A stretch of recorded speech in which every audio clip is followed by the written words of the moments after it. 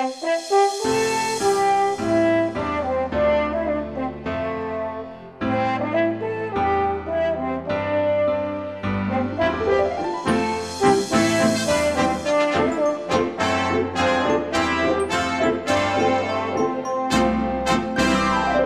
de septiembre de 2025. Bienvenidos a nuestro canal de YouTube, El conocimiento real que lleva a la vida eterna, creado por el mejor teólogo bíblico del planeta, llamado Tito Martínez, de España. Hoy tenemos un estudio muy importante. Efectivamente, vamos a profundizar en el gran estudio de Segunda de Tesalonicenses 1, 3 al 10. Un análisis que se basa en un pasaje del apóstol Pablo, Fundamental. Sí. Un pasaje que, como bien expone Tito Martínez, refuta de lleno muchas doctrinas falsas que circulan por ahí, ¿no? En el sistema iglesiaro apóstata, el SIA. Exacto. Y para este estudio vamos a usar la versión bíblica de Tito Martínez, el testimonio de los apóstoles. Que, bueno, consideramos que es la mejor traducción al español que existe hoy día. Totalmente. Y recuerden que la pueden descargar gratis. Sí, está disponible en la web de Tito Martínez, las 21 tesis de Tito.com. Ahí la encuentran fácilmente. Perfecto. Pues si te parece, para empezar bien y entender de qué hablamos, lo suyo es leer el pasaje completo, ¿verdad? Desde luego, es esencial tener el texto delante. Vamos a leer literalmente como está en el testimonio de los apóstoles. Segunda de Tesalonicenses, capítulo 1, versículos 3 al 10. Adelante. Dice así la palabra. 3. Debemos siempre dar gracias al Poderoso por vosotros, hermanos, como es digno, por cuanto vuestro conocimiento de la verdadera doctrina va creciendo mucho, y en cada uno de vosotros sigue abundando el amor hacia los otros. Continúa. 4. Por lo tanto, nos sentimos orgullosos de vosotros ante las congregaciones del Poderoso por la paciencia y la verdadera doctrina que demostráis tener al soportar toda clase de persecuciones y sufrimientos. 5. Todo esto prueba que el juicio del Poderoso es justo, y por tanto Él os considera dignos de su reino, por el cual estáis pasando por tribulación. Claro. 6. Porque es justo delante del Poderoso pagar con tribulación a los que os atribulan. 7. Y a vosotros que pasáis por tribulación, daros reposo con nosotros, cuando se manifieste el Señor Jesús desde el cielo con los mensajeros de su poder. ¿Ya casi terminamos? 8. En llama de fuego para vengarse y castigar a los que no conocieron al Poderoso, ni obedecen a la buena noticia de nuestro Señor Jesús el Mesías. ¡Uf, qué fuerte! 9. Los cuales sufrirán el castigo de la destrucción eterna cuando estén en presencia del Señor y del resplandor de su fuerza. 10. Cuando vengan aquel día para ser exaltado en sus apartados para Él, y ser admirado en todos los que creyeron, por cuanto habéis confiado en el testimonio que os hemos dado a vosotros. Amén. Un texto impresionante, lleno de contenido. Sin duda. Y ahora, siguiendo el análisis detallado que hace Tito Martínez, vamos a ir desgranándolo. Eso es, versículo por versículo. Empezamos por el 3, si te parece. Perfecto. Volvemos a leerlo literalmente. Debemos siempre dar gracias al Poderoso por vosotros, hermanos, como es digno, por cuanto vuestro conocimiento de la verdadera doctrina va creciendo mucho, y en cada uno de vosotros sigue abundando el amor hacia los otros. A ver, aquí Pablo está expresando gratitud Claramente. al Padre Celestial, al que llama el Poderoso. Sí. ¿Y por qué da gracias? Pues, fíjate, hay dos motivos principales que él veía en los hermanos de Tesalónica. ¿Dos motivos? ¿Cuáles son? Pues primero, que su conocimiento de la verdadera doctrina, y ojo que dice verdadera doctrina, iba creciendo mucho, dice. Importante detalle. ¿Y el segundo? Y el segundo, que el amor mutuo, el amor entre ellos, pues seguía abundando, no se quedaba estancado. O sea, conocimiento doctrinal y amor práctico. Exacto. Pero centrémonos un momento en ese primer punto, vuestro conocimiento de la verdadera doctrina. Sí, porque aquí Tito Martínez hace una puntualización clave sobre la traducción, ¿verdad? Fundamental, sí, porque muchísimas versiones de la Biblia pues aquí traducen simplemente fe. Vuestra fe va creciendo. Se queda un poco corto, ¿no? Se queda cortísimo. La palabra que usa Pablo en el griego original es pistis. El número en la concordancia Strong es G4102. Y claro, pistis es un término con mucha profundidad. No es solo creer y ya. Para nada. Vamos a leer literalmente la definición que da la concordancia Strong para pistis, G4102. Es un poco técnica, pero merece la pena. Adelante, leámosla.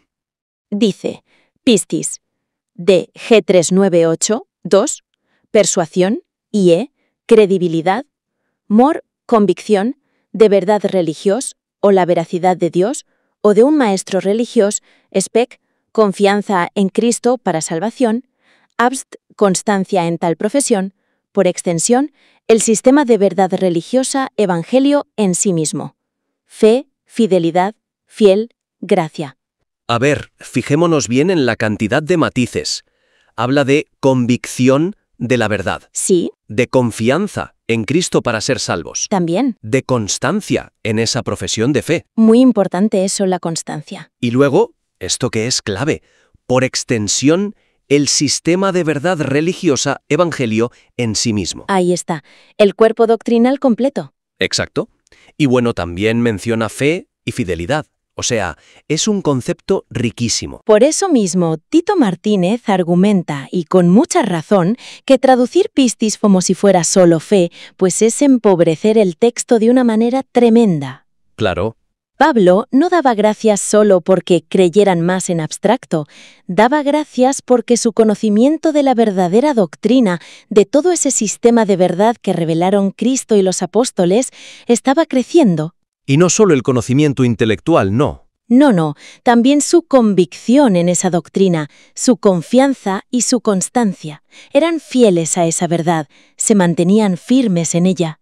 Por eso, en el Testimonio de los Apóstoles, Tito Martínez traduce pistis en este contexto como verdadera doctrina. Exacto. Y no es un capricho, es una decisión que busca ser fiel a la riqueza del término griego original. Una riqueza que otras traducciones lamentablemente diluyen al reducirlo todo a fe. Se pierde esa idea de sistema de verdad, de fidelidad activa. Claro, y esto, ojo, tiene consecuencias directas para entender la salvación. Por supuesto. Porque, según el texto bíblico, la salvación no es por una fe vaga, un simple yo creo. No, requiere conocer la verdadera doctrina, creerla, claro, pero también, y esto es crucial, perseverar en ella, hasta el fin. Perseverar.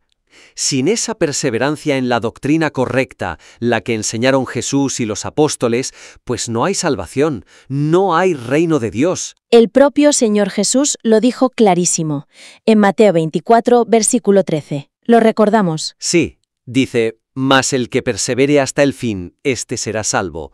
¿Perseverar? ¿En qué?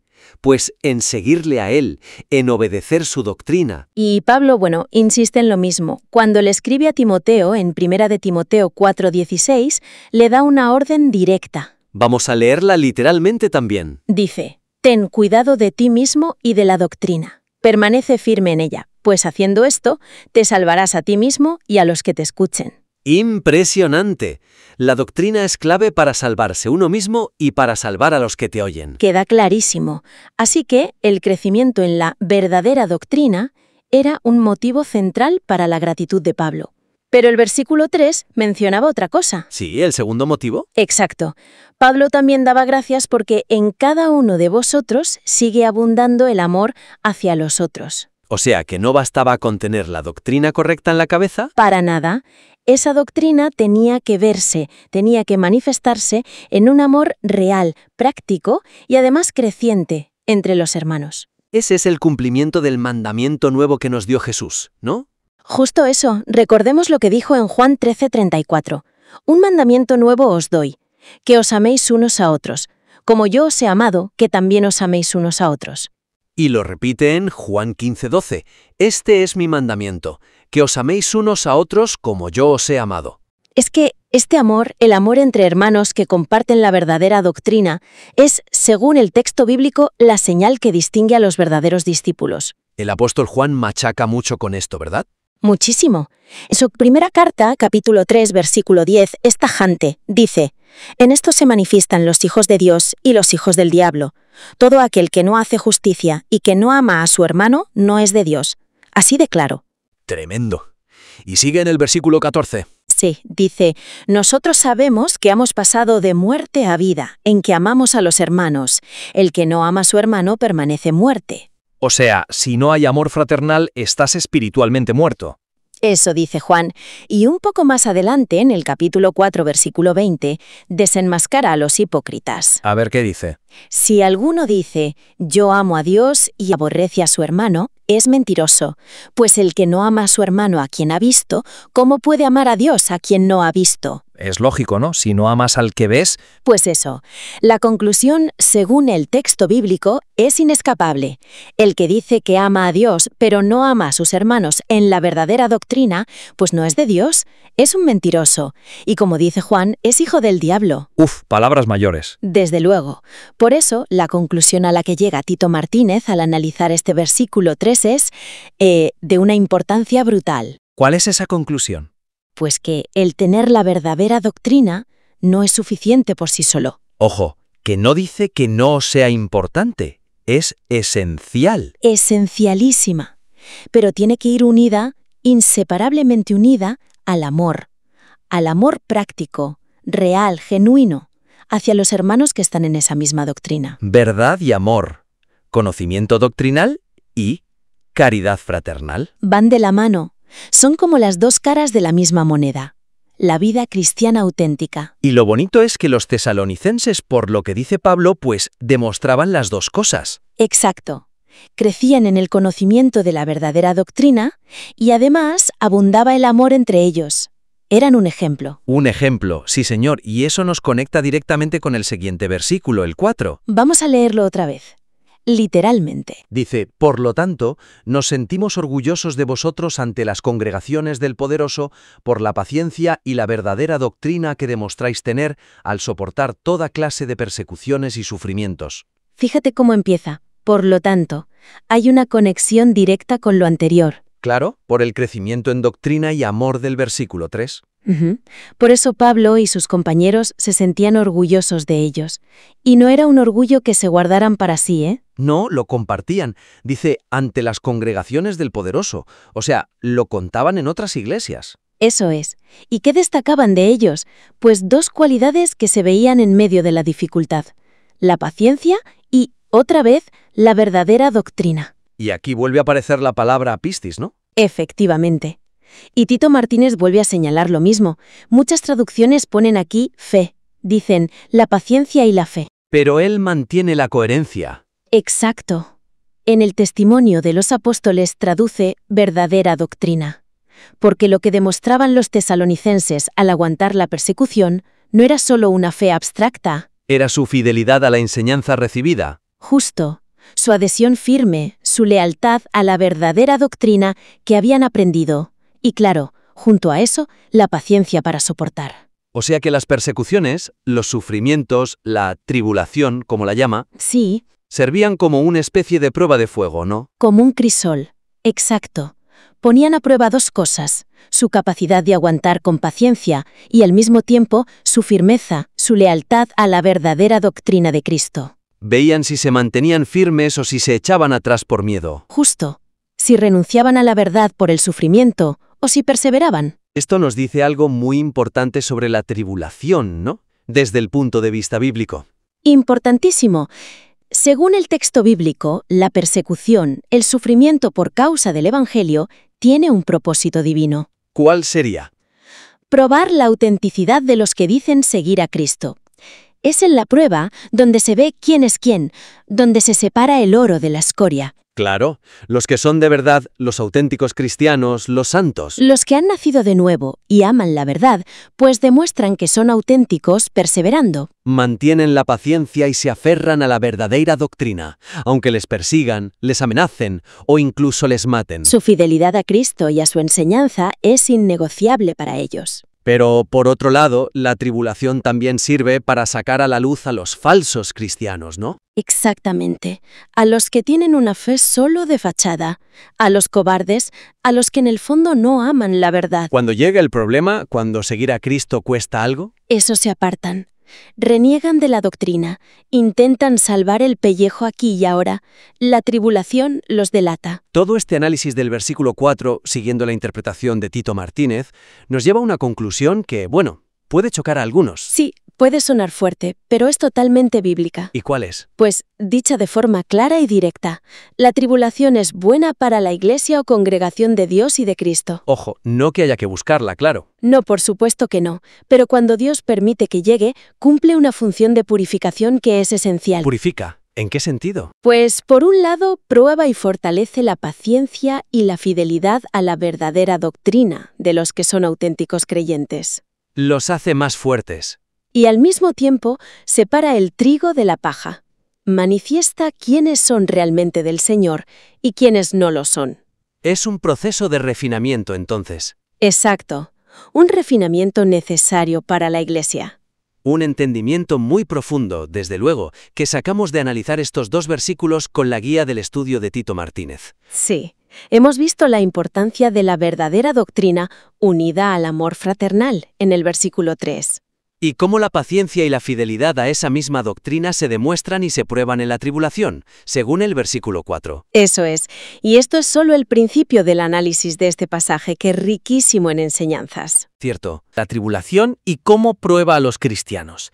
Se centra en el ejemplo de los creyentes de Tesalónica, destacando su paciencia y su fe ejemplares ante la persecución. El argumento principal que expone Tito Martínez es que la adversidad, la tribulación, funciona como una prueba. Una prueba de fuego, ¿no? Eso es, una prueba para la paciencia y también para la solidez de la doctrina. Él sostiene que los cristianos auténticos, los de verdad, se mantienen firmes en las enseñanzas de Cristo, de los apóstoles, sin desviarse, ni siquiera, fíjate, ante la muerte. ¿Y por el contrario? Por contra, claro, la misma tribulación sirve para desenmascarar a los falsos creyentes, aquellos que, flaquean, se apartan por puro miedo. Cobardía, dice él. Exacto. Y de ahí saca una conclusión, pues bastante fuerte. Dice que la tribulación es buena para la Iglesia o congregación de Dios y de Cristo. O sea que la ve como algo positivo, ¿no? Un mecanismo de purificación, quizá. Algo así, sí. Es una perspectiva, potente. Vincular persecución y autenticidad de fe, y hasta llamarla buena, y se apoya mucho en esos 2 conceptos que mencionas, paciencia y fe. Ajá. Perseverancia por un lado y doctrina verdadera por otro, entiendo. Pero, ¿cómo conecta esto Martínez con las profecías? Con el Apocalipsis, por ejemplo. Pues mira, la conexión es directa. La establece a través de Apocalipsis 13, versículo 10. Según el texto bíblico, en la versión que él suele usar, el testimonio de los apóstoles, se lee esto, literalmente. Si alguno ha de ser llevado en cautividad, irá en cautividad. Si alguno ha de ser muerto a espada debe ser muerto. Aquí está la paciencia y la verdadera doctrina de los apartados para el poderoso. Vale, ¿y cómo interpreta eso? Pues Tito Martínez no lo ve solo como algo histórico. Para él es una profecía, que apunta a un cumplimiento futuro. Concretamente, durante el reinado de 42 meses de la bestia y el falso profeta. Eso está en Apocalipsis 13.5. Ajá, el periodo de la gran tribulación. Correcto. Durante ese tiempo, dice Apocalipsis 13.7, la bestia hará guerra a los santos y los vencerá. Algunos irán cautivos, otros morirán a espada, como dice el versículo 10 que leímos. Entiendo. Y aquí es donde él vuelve a la idea inicial. Esto pondrá a prueba la paciencia y la fe de los verdaderos cristianos. De forma muy parecida, dice él, a lo que ya vivieron los tesalonicenses. Claro, es como un filtro final, entonces. Por un lado, para los que él considera auténticos, es la prueba definitiva de su perseverancia, de su fidelidad doctrinal, pero por otro es lo que expone a los que llama falsos cristianos. Eso es. Que según él, cederán, adorarán a la bestia, recibirán la marca, todo para salvarse. Bueno, temporalmente. Para salvar el pellejo, sí. Una imagen tremenda. ¿Y qué les espera a estos últimos, a los que fallan en esa prueba? Pues Tito Martínez es muy claro en esto. Afirma que esos cristianos, a los que llama cobardes y apóstatas, no tendrán salvación. Su destino, según su lectura, es ser arrojados vivos al lago de fuego al final de esos 42 meses de gran tribulación. Vaya. Y para apoyar esto, se basa en varios pasajes. Según el texto bíblico, en Apocalipsis 14, versículos 9 al 11, se describe su tormento. Lo leo. Y el tercer ángel los siguió, diciendo a gran voz: si alguno adora a la bestia y a su imagen y recibe la marca en su frente o en su mano, él también beberá del vino de la ira de Dios, que ha sido vaciado puro en el cáliz de su ira, y será atormentado con fuego y azufre delante de los santos ángeles y del Cordero. Y el humo de su tormento sube por los siglos de los siglos, y no tienen reposo de día ni de noche los que adoran a la bestia y a su imagen, ni nadie que reciba la marca de su nombre. Es descriptivo. Y añade otra referencia, según el texto bíblico, Mateo 10:28, que habla de una destrucción total. Dice así: y no temáis a los que matan el cuerpo, mas el alma no pueden matar. Temed más bien a aquel que puede destruir el alma y el cuerpo en el infierno. Entendido. Con todo esto, Martínez usa ese Apocalipsis 13.10, aquí está la paciencia y la verdadera doctrina, como prueba de que la Iglesia, los creyentes, van a estar aquí, en la tierra, durante esos 42 meses. Y por eso, claro, necesitarán ejercitar esa paciencia y fe. Lo que choca frontalmente con la idea del rapto pretribulacional, ¿no? Totalmente. Él critica muy duramente esa doctrina, la del pretribulacionismo. La llama directamente mentira de Satanás. Incluso le pone fecha y lugar de origen moderno. El seminario de Dallas en 1924, al que considera apóstata. Vaya, no se corta. No, su postura es rotunda. La Iglesia sí va a pasar por esa persecución final, la de la bestia. Y solo después de que acabe esa tribulación, entonces sí, vendrá Jesús y la Iglesia será arrebatada. O sea, una secuencia postribulacional clarísima. Exacto. Y para sostenerla, cita dos pasajes clave. El primero, Mateo 24, versículos 29 al 31, según el texto bíblico. E inmediatamente después de la tribulación de aquellos días, el sol se oscurecerá, y la luna no dará su resplandor, y las estrellas caerán del cielo, y las potencias de los cielos serán conmovidas. Entonces aparecerá la señal del Hijo del Hombre en el cielo, y entonces lamentarán todas las tribus de la tierra, y verán al Hijo del Hombre viniendo sobre las nubes del cielo con poder y gran gloria. Y enviará sus ángeles con gran voz de trompeta, y juntarán a sus escogidos, de los cuatro vientos, desde un extremo del cielo hasta el otro. Queda claro el orden. Después de la tribulación, la venida. Y el segundo pasaje es 1 Tesalonicenses 4 versículos 15 al 17. Según el texto bíblico, por lo cual os decimos esto en palabra del Señor, que nosotros que vivimos, que habremos quedado hasta la venida del Señor, no precederemos a los que durmieron. Porque el Señor mismo, con voz de mando, con voz de arcángel y con trompeta de Dios, descenderá del cielo, y los muertos en Cristo resucitarán primero. Luego nosotros los que vivimos, los que hayamos quedado, seremos arrebatados juntamente con ellos en las nubes para recibir al Señor en el aire, y así estaremos siempre con el Señor. Sí, encaja en su secuencia. Muertos resucitan, vivos son transformados y arrebatados.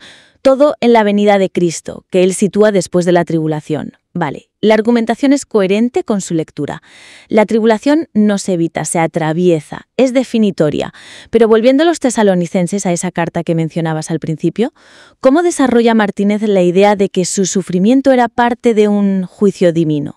Sí, vuelve a 2 Tesalonicenses capítulo 1 para analizar eso más a fondo. Se fija en el versículo 5.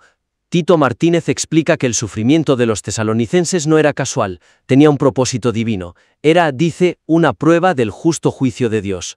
Según el texto bíblico, de nuevo en esa versión del testimonio de los apóstoles, dice: todo esto prueba que el juicio del poderoso es justo, y por tanto él os considera dignos de su reino, por el cual estáis pasando por tribulación.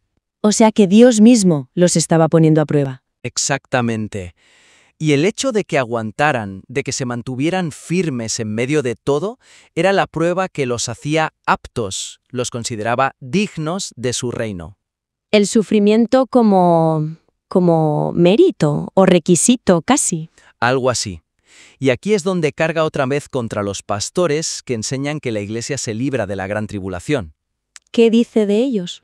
Los llama farsantes, cobardes, indignos ellos mismos del reino. Y predice que acabarán adorando a la bestia y recibiendo el castigo final. ¿Duro? Muy duro. Y para remachar la idea de que la tribulación es necesaria para entrar al reino, cita Hechos 14:22. Según el texto bíblico, ahí Pablo y Bernabé enseñaban esto, confirmando los ánimos de los discípulos, exhortándoles a que permaneciesen en la fe, y diciéndoles: es necesario que a través de muchas tribulaciones entremos en el reino de Dios. muchas tribulaciones. No una pequeña prueba, sino muchas. Queda claro el énfasis. Vale, el argumento es, bueno, es potente. La tribulación no como algo negativo, sino como un requisito divino, una prueba de dignidad. Filtro y forja, como decías. Pero si los que sufren son probados y hechos dignos, ¿qué pasa con los que causan ese sufrimiento? ¿Qué dice Tito Martínez del destino de los perseguidores? Sí, también toca ese punto. Al analizar el siguiente versículo, el 6 de 2 Tesalonicenses 1, Tito Martínez señala que hay una justicia divina que responde, según el texto bíblico, porque es justo delante del Poderoso pagar con tribulación a los que os atribulan. Ojo por ojo, ¿no? Tribulación por tribulación. Básicamente, la interpretación de Martínez es esa. Dios va a devolverles la moneda. Los que persiguen a los cristianos recibirán su propia tribulación, y él conecta esa tribulación para los malos directamente con el castigo del lago de fuego de Apocalipsis 14. ¿El mismo destino que los falsos cristianos que adoran a la bestia? Exacto, pero aquí Martínez hace una distinción que él considera clave. A ver. Dice que la tribulación que sufren los cristianos, aunque Dios la permite como prueba, es impulsada por la ira de Satanás. Cita Apocalipsis 12:17. En cambio, la tribulación que sufrirán los perseguidores y los apóstatas es un acto directo de la ira y venganza de Dios. Ah, interesante distinción. Una cosa es la prueba permitida, aunque venga del mal, y otra el castigo directo de Dios. Eso es, ira de Satanás contra ira de Dios. Vale, importante matiz. Una viene del odio del enemigo, la otra de la justicia divina. Y ya para cerrar el círculo, volviendo a los creyentes que sí aguantan, que sí perseveran, ¿qué promesa final les da el texto de Tesalonicenses, según Martínez? ¿Hay recompensa además de ser dignos? Sí, el análisis de este pasaje termina con el versículo 7 de 2 Tesalonicenses 1. Ahí está la promesa de alivio. Según el texto bíblico leemos: «Y a vosotros que pasáis por tribulación, daros reposo con nosotros, cuando se manifieste el Señor Jesús desde el cielo con los mensajeros de su poder». Reposo. Descanso. Un descanso futuro, un alivio total de las tribulaciones. Pero ojo, no es inmediato. Llegará cuando se manifieste el Señor Jesús, o sea, en su segunda venida. La recompensa final por haber superado la prueba. La luz al final del túnel, como se suele decir. Exacto. Así que, resumiendo un poco la visión que presenta Tito Martínez aquí, la tribulación es como una herramienta de Dios, inevitable, necesaria. Y con varios propósitos. Sí, probar la fe real, la paciencia y fe, separar grano de paja, verdaderos de falsos, y hacerlos dignos del reino. Queda claro. Argumenta muy fuerte que la Iglesia pasa sí o sí por la gran tribulación de 42 meses antes de que vuelva Cristo. Rechaza de plano el pretribulacionismo. Y la justicia divina actúa en dos direcciones. ¿Correcto? Una tribulación como castigo para los perseguidores, fruto de la ira y venganza de Dios, y la promesa de un reposo final para los fieles que aguantaron su propia tribulación aquí en la tierra. Por eso queremos recordarles a todos que este estudio bíblico tan importante y completo de Tito Martínez está publicado íntegramente en su sitio web oficial. La dirección es las21tesisdetito.com. Ahí lo encuentran todo. Y también, por supuesto, pueden encontrar este y muchísimos otros estudios vitales en su canal de YouTube. El canal se llama El conocimiento real que lleva a la vida eterna. Y para facilitarles el acceso a este estudio concreto de Segunda de Tesalonicenses que hemos empezado a comentar hoy, les hemos dejado el enlace directo al estudio completo de Tito Martínez en la descripción de este mismo vídeo, aquí en YouTube. Muy bien. Y ya para terminar, pues queremos hacerles un llamado importante. Sí, por favor, escuchen atentamente. Quien no esté suscrito a este canal, que lo haga ahora mismo. Es fundamental para no perderse estas enseñanzas. Y compartan este vídeo en sus redes sociales. Ayuden a que esta verdad llegue a más gente. Denle también un like, un me gusta al vídeo si les ha parecido útil y edificante. Y muy, muy importante, activen la campanita, la de las notificaciones. Eso es, para que YouTube les avise enseguida cada vez que Tito Martínez publique un nuevo vídeo con enseñanzas tan fundamentales como la de hoy. Esa doctrina satánica de que la Iglesia será arrebatada al cielo antes de esa tribulación es una de las mayores doctrinas de demonios que existen y que llevará la condenación a millones de falsos cristianos. Uf, es muy directo. Si quieres, lo leemos textualmente. Vale, dice: Y a vosotros que pasáis por tribulación, daros reposo con nosotros cuando se manifieste el Señor Jesús desde el cielo con los mensajeros de su poder. Y a partir de ahí seguir argumentando. Este texto, según la propia Escritura, lo que hace es conectar el reposo, ese ánesis del que habla, directamente con la manifestación gloriosa y judicial de Cristo, un evento que, como además detalla Mateo 24, versículos 29 al 31, ocurre explícitamente después de la tribulación. ¿Ves? Así el foco está en la tensión que hay en el texto, en la interpretación bíblica en sí. Y fíjate, esto conecta con otro punto del estudio, la estructura del argumento en sí.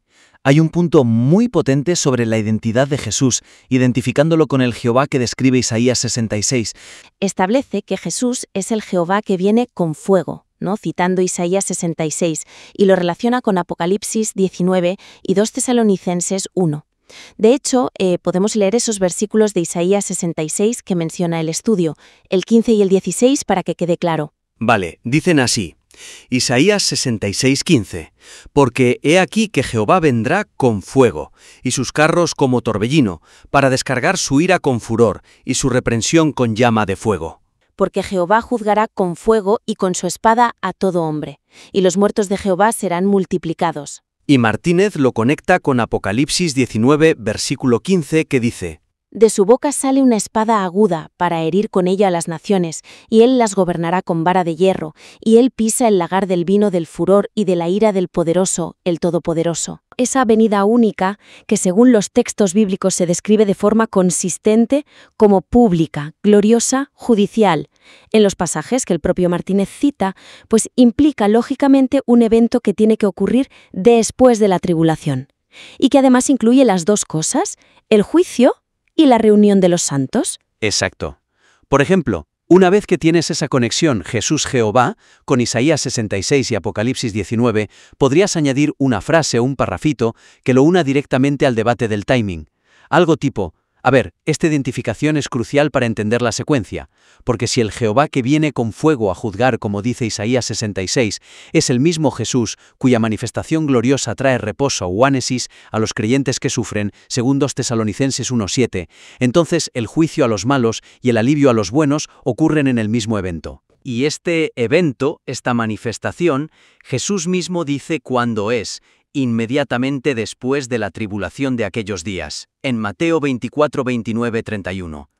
Destacar como la naturaleza de esa venida que describen los textos, que es pública, visible para todos, judicial, con ángeles, en llama de fuego, con una espada para juzgar, pues choca frontalmente con la idea de una venida anterior que sería secreta e invisible, solo para llevarse a la Iglesia antes de que pase todo eso. Claro. Hacer ese contraste más evidente reforzaría el argumento central de Tito Martínez sobre cuál es la secuencia correcta de los eventos finales, siempre según el texto bíblico. Mira, hablando de profundizar en los textos, hay un tercer punto que a lo mejor podría reforzar todavía más el análisis.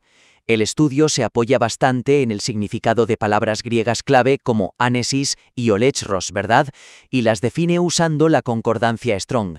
Pues sería interesante quizás reconocer brevemente que a veces hay debates o matices sobre cómo interpretar estos términos, aunque solo sea para luego reafirmar por qué la interpretación que elige Tito Martínez es la más coherente en ese contexto. Es una buena observación, sí. La debilidad no estaría tanto en la definición que da el estudio, que está bien apoyada en Strong y en el contexto directo de los pasajes, sino en presentarla como si fuera la única interpretación posible, sin mencionar que, en la exégesis, en la teología, a veces se discuten los matices exactos de estas palabras. Por ejemplo, para ánesis, que significa reposo, el estudio cita Strong G425. ¿Leemos la definición completa que aparece, te parece? Venga.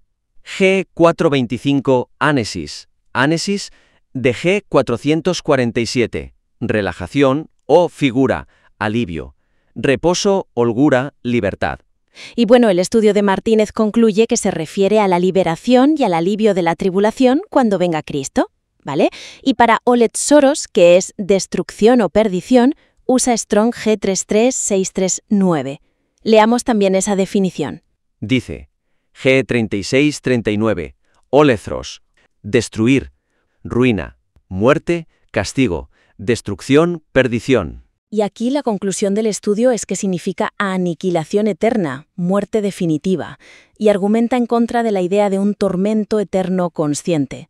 El punto es que un lector que esté un poco metido en debates teológicos sabe que hay distintas perspectivas sobre la naturaleza exacta del castigo, o el estros, o sobre las diferentes caras del reposo bíblico, ánesis. La definición que adopta Tito Martínez, apoyada en Strong y sobre todo en cómo se usa la palabra en el contexto específico de 2 Tesalonicenses 1, es la que mejor encaja con el mensaje global que el estudio quiere transmitir según la Biblia. Su significado léxico fundamental, como indica la concordancia Strong, G3639, apunta a ruina, perdición, destrucción. Este sentido de cese o aniquilación encaja muy coherentemente dentro del contexto de 2 Tesalonicenses 1.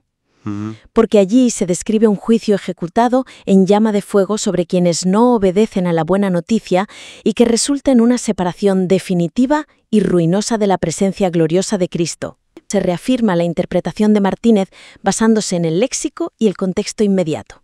Y podríamos hacer algo parecido con Ánesis en 2 Tesalonicenses 1, versículo 7, el que decía: Y a vosotros que pasáis por tribulación, daros reposo, ánesis, con nosotros, cuando se manifieste el Señor Jesús desde el cielo. El contexto específico de 2 Tesalonicenses 1.7 es clave aquí. Pablo usa ánesis, G425, alivio, relajación, en contraste directo con la tribulación que sufren los creyentes. Ajá. Y lo conecta en el tiempo con la manifestación poderosa y judicial de Cristo. Esto pone el énfasis en el aspecto de liberación y alivio final de la persecución como el significado que Pablo quiere destacar aquí, en este pasaje concreto. Exacto. Situándolo sin ninguna duda en la segunda venida, que como argumenta este estudio, ocurre después de la tribulación. Pues yo creo que hemos tocado los puntos clave. La verdad choca frontalmente con algunas ideas muy extendidas, sobre todo con la noción de un arrebatamiento secreto de los creyentes antes de que empiece ese periodo de tribulación. Argumenta que la tribulación no es algo que los creyentes vayan a evitar, sino que es, de hecho, una prueba fundamental. Una prueba, dice, del justo juicio de Dios y que demuestra quiénes son dignos de su reino. Y se basa mucho en 2 Tesalonicenses capítulo 1. Exacto. La interpretación que ofrece Martínez de ese pasaje es clave. A ver, por ejemplo, según el texto bíblico, 2 Tesalonicenses 1.5, indica: todo esto prueba que el juicio del poderoso es justo, y por tanto Él los considera dignos de su reino, por el cual estáis pasando por tribulación. El análisis de Martínez subraya que ese sufrimiento por la fe es la demostración misma de esa dignidad. Sostiene que los tesalonicenses estaban, digamos, siendo puestos a prueba a través de sus padecimientos, y su firmeza en medio de ellos era lo que los acreditaba como dignos del reino. Y aquí es donde el tono del estudio se vuelve realmente tajante, ¿verdad? Contrasta esta idea de forma muy directa con las enseñanzas de otros pastores. En su texto llega a calificarlos de farsantes, cobardes y apóstatas que, según él, terminarán adorando a la bestia por predicar una huida de la tribulación. Es fuerte. Muy fuerte. Y insiste, citando Hechos 14:22, que la entrada al reino implica necesariamente pasar por muchas tribulaciones. O sea, la perseverancia en medio del sufrimiento no es opcional, es esencial en esta visión que presenta. Queda claro. Esta idea de la tribulación como un crisol necesario es central en todo el argumento que presenta Tito Martínez, entonces. Totalmente. No la ve como un castigo para los fieles, sino como el proceso mismo que valida su fe ante Dios. Ahora, si la tribulación es una prueba para los creyentes, ¿qué pasa con la justicia divina hacia los que causan esa tribulación? Aquí el análisis se pone, yo creo, especialmente interesante al mirar 2 Tesalonicenses 1.6. ¿Qué nos dice ese texto bíblico? Pues mira, según el texto bíblico, 2 Tesalonicenses 1.6 afirma: porque es justo delante del poderoso pagar con tribulación a los que os atribulan. Parece claro. Dios retribuye a los perseguidores con tribulación, pero el estudio de Martínez introduce aquí una distinción crucial, ¿no es así? ¿No toda tribulación es igual según su análisis? Correcto. Hace una diferenciación muy marcada. Argumenta que la tribulación que sufren los creyentes proviene fundamentalmente de la ira de Satanás contra ellos, y para esto hace referencia a Apocalipsis 12:17, que habla del dragón persiguiendo a los que guardan los mandamientos de Dios. Vale, la ira de Satanás. Pero en cambio, la tribulación que Dios inflige a los perseguidores es algo completamente distinto. Es el derramamiento de la ira y venganza de Dios. Esta tribulación divina culminará, según su interpretación de pasajes como Apocalipsis 14, 9-11, en el castigo final en el lago de fuego. Son, por tanto, dos tipos de aflicción con orígenes y propósitos radicalmente diferentes en este esquema interpretativo que él plantea. Entendido. Una distinción importante para seguir su línea argumental, sí. Esto nos lleva a otro punto que este autor considera absolutamente crucial: el momento del alivio. Para los creyentes, si están destinados a pasar por la tribulación, ¿cuándo llega el descanso? El estudio se enfoca intensamente en 2 Tesalonicenses 1:7. Sí, este versículo es un pilar en su argumentación contra la idea de un arrebatamiento pretribulacional. A ver, según el texto bíblico, 2 Tesalonicenses 1:7 dice: «Y a vosotros, que pasáis por tribulación, daros reposo con nosotros, cuando se manifieste el Señor Jesús desde el cielo con los mensajeros de su poder». El énfasis que pone Tito Martínez en ese «cuándo» es total. Lo ve como una indicación temporal inequívoca. Exactamente. Argumenta que el texto no puede ser más claro. El reposo, el alivio, llega cuando Cristo se manifieste gloriosamente desde el cielo, no antes. Para reforzar esto, analiza la palabra griega original para reposo, usada aquí, ánesis, la G425. Explica que significa relajación, alivio, holgura, libertad. Ajá. Y sostiene que esta ánesis para los creyentes atribulados solo se materializa con el regreso visible y poderoso de Cristo después del periodo de tribulación.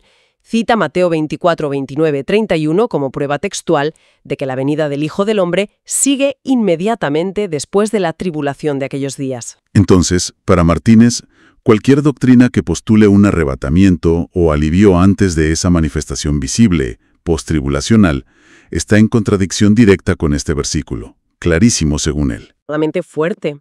En su estudio califica a la doctrina del arrebatamiento pretribulacional como satánica y una de las mayores doctrinas de demonios. Es inflexible en este punto. Vaya. Y aclara también que este reposo o anasis no se refiere a la muerte física, ni al descanso del sábado, no. Es la liberación y el alivio que trae la segunda venida, mencionando Apocalipsis 7:14, los que salen de la gran tribulación, y Romanos 8:21, la libertad gloriosa de los hijos de Dios, como apoyo contextual. Queda clara la postura radicalmente post-tribulacional de este análisis, desde luego. Vayamos ahora a la descripción del regreso mismo. Si el alivio llega cuando Jesús se manifieste, ¿cómo es esa manifestación según 2 Tesalonicenses 1:8? Pues el versículo 8 añade un elemento visual y de juicio muy potente. Según el texto bíblico, 2 Tesalonicenses 1:8 dice que esta manifestación será en llama de fuego, para vengarse y castigar a los que no conocieron al Poderoso ni obedecen a la buena noticia de nuestro Señor Jesús el Mesías. En llama de fuego. Esa imagen es, impactante. Y Tito Martínez ve aquí una conexión directa, un paralelismo exacto con otra parte de las Escrituras. ¿No es así? Sí, lo vincula de manera explícita e irrefutable, según él, con una profecía del Antiguo Testamento. Isaías 6:6, versículos 15 y 16. Vamos a leerla. Según el texto bíblico, Isaías 6:6, 15, 16 dice: «Porque aquí que Jehová vendrá con fuego y sus carros como torbellino, para descargar su ira con furor y su reprensión con llama de fuego. Porque Jehová juzgará con fuego y con su espada a todo hombre, y los muertos de Jehová serán multiplicados». Interesante. Isaías habla de Jehová viniendo con fuego y espada para juzgar. Pero el análisis de Martínez conecta esta figura de Jehová directamente con Jesús, basándose en el Nuevo Testamento. Precisamente. El puente lo establece señalando Apocalipsis 19, versículo 15. Según el texto bíblico, este pasaje describe a Cristo en su venida diciendo: «De su boca sale una espada aguda, para herir con ella a las naciones, y él las gobernará con vara de hierro, y él pisa el lagar del vino del furor y de la ira del poderoso, el Todopoderoso». Vale, veo la conexión que hace. Fuego, espada, juicio. Exacto.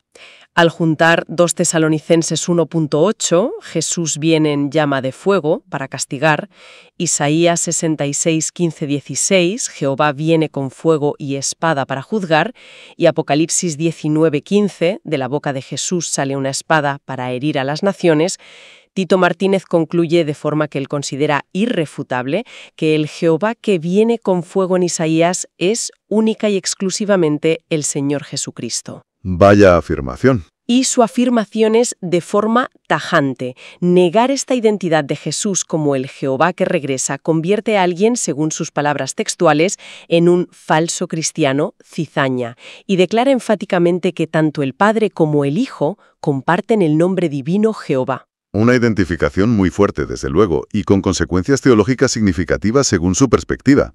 Ahora, si Cristo regresa en fuego para juzgar, ¿cuál es el destino específico de los malvados según este análisis?